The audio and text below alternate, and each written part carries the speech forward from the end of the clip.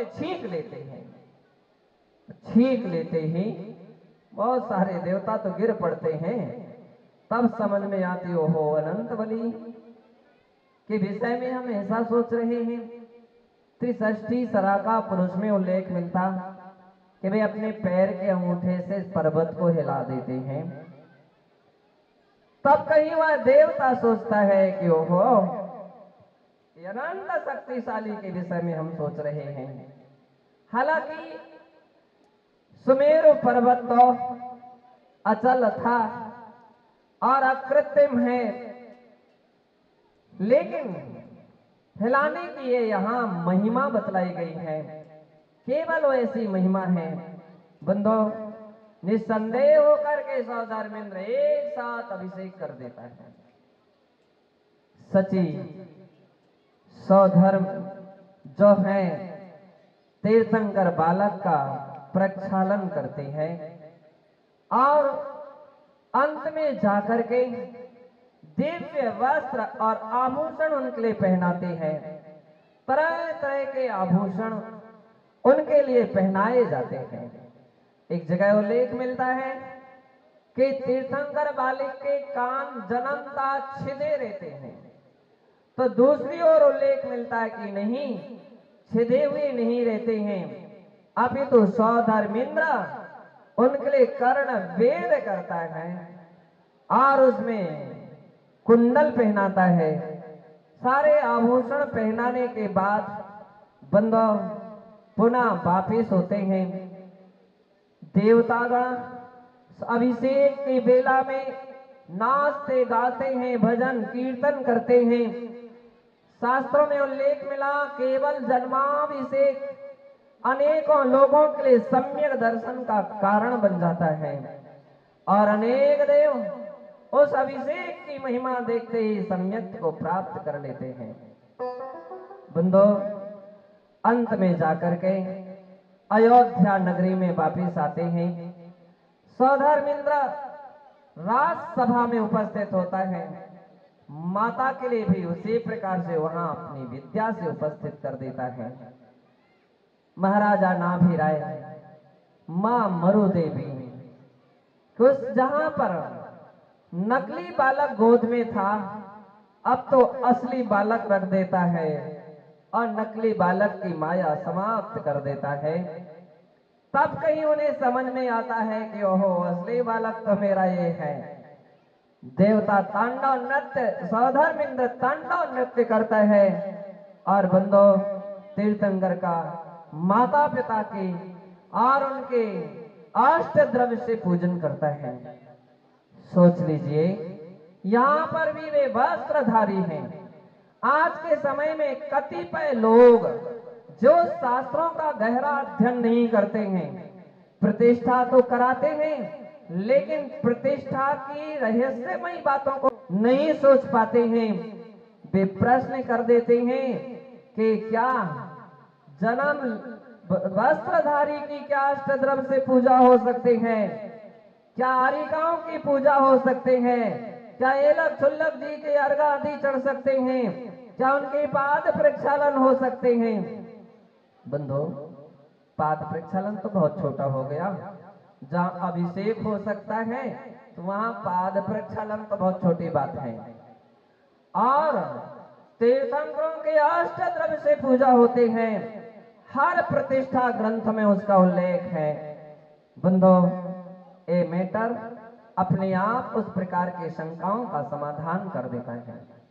जो भोले प्राणी समझ नहीं पाते हैं, प्रयास नहीं करते, शास्त्रों के पन्ने नहीं खोलते हैं, वे तब तक ही उनके मन में प्रश्न रहता है कि अमुक महाराज, अमुक माताजी, अमुक ने ऐसा कहा था, नियम दिलाए थे कि वस्त्रधारियों की पूजा नहीं करना चाहिए। अब कहो, किस एक भवातारी सौधर्मेंद्र पूजा कर रहा है? क्या वस्त्रधारी व्यक्ति मिथ्या दृष्टि है? सौधर्मेंद्र को क्या आप मिथ्या दृष्टि कहोगे? नहीं, छाये सम्यक दृष्टि होता है। वो मिथ्या दृष्टि उसको कैसे कह सकते हो? पूजा करने वाला व्यक्ति मिथ्या दृष्टि नहीं होता है। बंधो, मिथ्यात्व की उपासना करने वाला मिथ्या दृष्टि हो सकता है, लेकिन सम्यक की उपासना करने वाला मिथ्या दृष्टि नहीं होता है। ध्यान रख लीजिए और भोली जनता पर कृपा कीजिए कि उसके लिए दिग्भ्रमित मत कीजिए।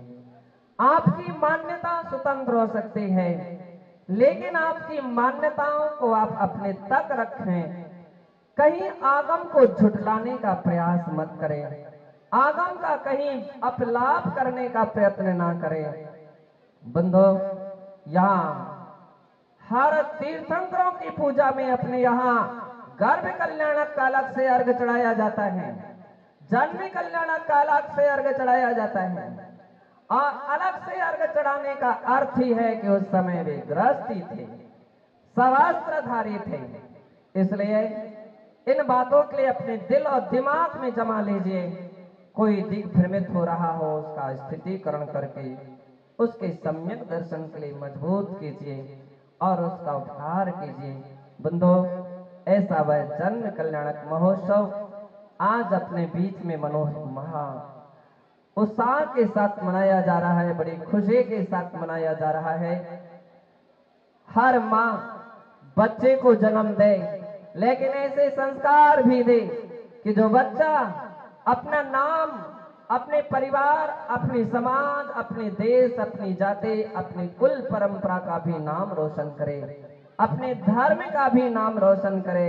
और बंधो, हर व्यक्ति के लिए एक उदाहरण बन जाए, जैसे कि तीर्थंकर बालक जन्म लेने के बाद अच्छाइयों को प्राप्त करते हैं, अंत में सौधर्मेंद्र तीर्थंकर के अंगूठी में अमृत नाश करते हैं और प्रस्थान कर जाते हैं।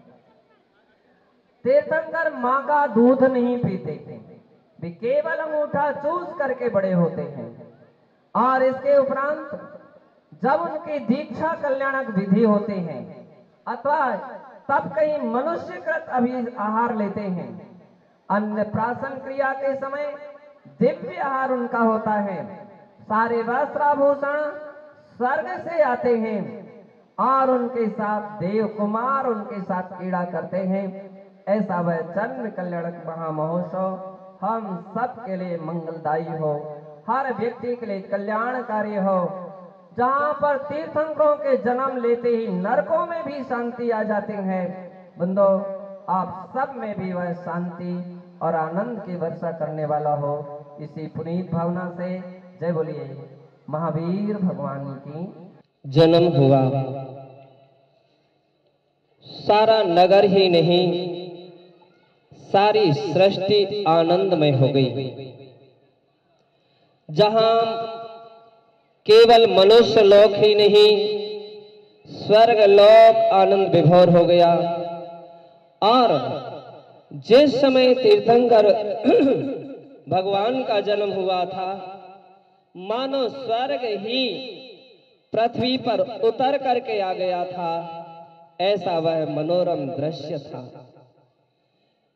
तीर्थंकर भगवान का महामस्तकाभिषेक सौधर्मेंद्र ने अपने हाथों से धूमधाम से किया और यहाँ अभी होने वाला है।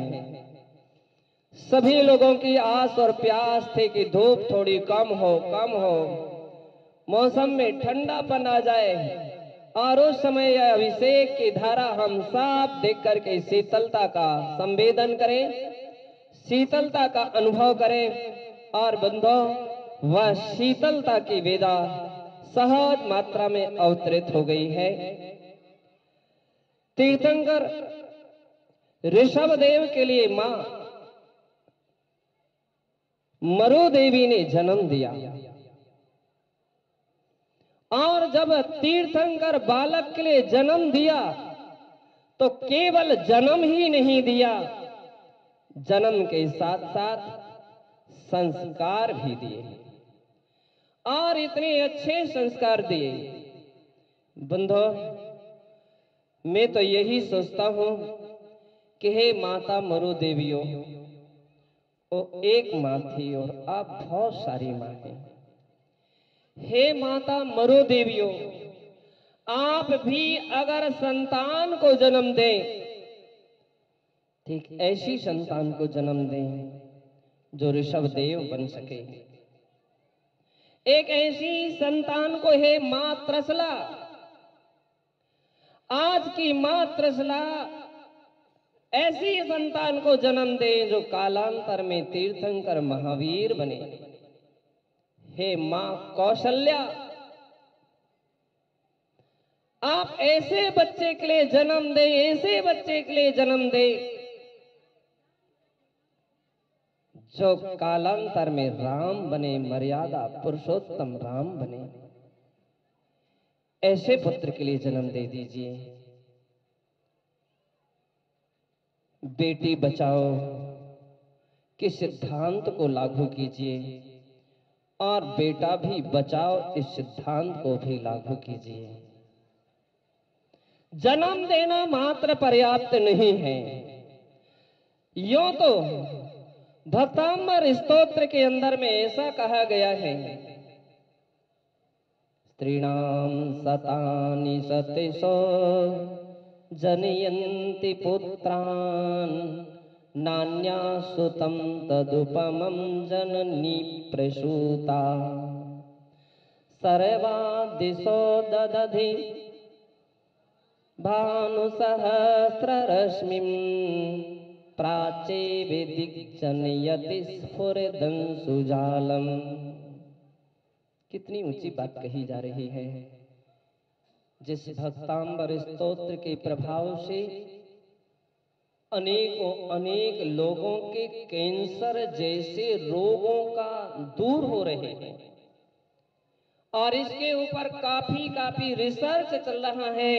देश और विदेश में केवल भक्तांबर स्तोत्र के माध्यम से बंधव कैंसर रोगों का इलाज किया जा रहा है। कैंसर रोगों का इलाज किया जा रहा है। वह भक्तांबर स्तोत्र का काव्य कह रहा है, स्त्रीणाम सतानि शतसो जनयन्ति पुत्रान्। हजारों स्त्रियां, सैकड़ों स्त्रियां बच्चों को जन्म देती हैं। स्त्रीणाम सतानि शतसो जनयन्ति पुत्रान् नान्या सुतं तदुपमं जननी प्रसूता। किंतु हे भगवान, आप जैसे पुत्र को जन्म देने वाली कोई एक बिरली ही मां थे जिसने आप जैसे पुत्र के लिए जन्म दिया, जिसकी उपमा जगत में और किसी की नहीं मिल पा रही है। उदाहरण देते हैं कि जैसे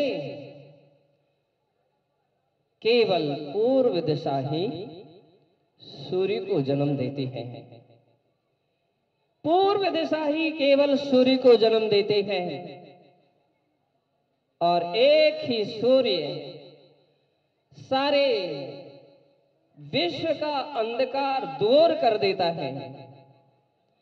वैसे सभी दिशाएं हजारों करोड़ों अरबों नक्षत्रों के लिए, तारों के लिए जन्म देने वाले वे सभी दिशाओं के वे नक्षत्र तारे भी संसार के अंधकार को दूर करने में समर्थ नहीं होते। इसलिए हे पूर्व दिशा, तू ऐसे ही सूर्य के लिए जन्म दे। हे मां, तू ऐसे पुत्रों के लिए जन्म दे, ऐसे ही उनके लिए संस्कार दे। यूं तो हर मां के लिए अपना बेटा प्रिय होता है। बेटा प्रिय होना चाहिए। हर बेटे के लिए अपनी मां भी अच्छी होना चाहिए। हर बेटा अपनी मां के लिए बंधो स्वर्ग से भी बढ़कर के मानती है। हर बेटा की मां अपने बेटे के लिए स्वर्ग से भी बढ़कर के मानते हैं और हर बेटा अपनी मां के लिए जन्म भूमि से भी बढ़कर के मानता है। लेकिन मां केवल अच्छी ही नहीं, मां सच्ची भी होना चाहिए। अच्छी मां तो सभी की होती है। एक पशु और पक्षी भी जन्म देते हैं अपने बच्चों के लिए और उन बच्चों के लिए अपनी मां सबके लिए अच्छी होती है। कानी और अंधी माँ भी क्यों ना हो, तो भी उसके बच्चे के लिए वो बहुत अच्छी है। अच्छी ही केवल नहीं हो, माँ सच्ची भी हो। माँ सच्ची भी हो, और इतनी सच्ची हो, इतनी सच्ची हो कि जिस तरह से 9 माह बेटे के लिए गर्भ में रख करके तरह तरह के कष्ट सहन करते हैं, और जन्म देने के बाद उस बालक का लालन पालन, हर कष्ट और तकलीफ उठा करके उसका लालन पालन करते हैं, ठीक इसी प्रकार से उस संस्कार देने का भी एक प्रयत्न और प्रयास कर रहे हैं। और एक ऐसा संस्कार दे, एक ऐसा संस्कार दे कि आपका बच्चा केवल अच्छा ही नहीं, सच्चा भी बन जाए। केवल आपका बच्चा आंखों में अच्छा नहीं, लोगों के मन और हृदय को भी मोहित करने वाला हो जाए, और यह काम कोई दूसरा पड़ोसी नहीं कर सकता है, केवल एक सच्ची और अच्छी मां कर सकती है। 100 शिक्षक मिलकर के एक बालक के लिए अच्छा नहीं बना सकते, जो कि एक केवल मां, एक अकेली मां बच्चे के लिए जो सांचे का काम करते हैं और अच्छे सांचे में बच्चे के लिए ढाल देते हैं, बंधु सच्ची और अच्छी मां कर सकती है।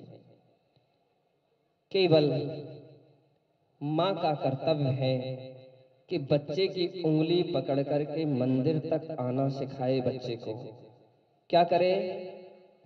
उंगली पकड़ करके मंदिर तक लाने का प्रयास कर ले, बच्चों के लिए मंदिर तक पहुंचा दे। मुझे विश्वास होगा कि यदि आज आपने अपने बच्चे के लिए भगवान के दरवाजे तक लाए हैं, कल आपका बच्चा आपके लिए सम्मेद शिखर जी और गिरनार जी तक ले जाएगा, वो यात्रा कराएगा। आप बच्चे के लिए कान में नमोकार मंत्र सुना दीजिए, याद करा दीजिए। मृत्यु की बेला में वो बच्चा भी कम से कम आपके लिए कुछ ना सिखा सकेगा तो कम से कम नमोकार मंत्र सुनाने के लिए हाजिर हो जाएगा और भगवान का नाम सुनाने के लिए तैयार होगा। आज की माताएं बंधु बच्चों के लिए नमोकार मंत्र नहीं सुना रही हैं,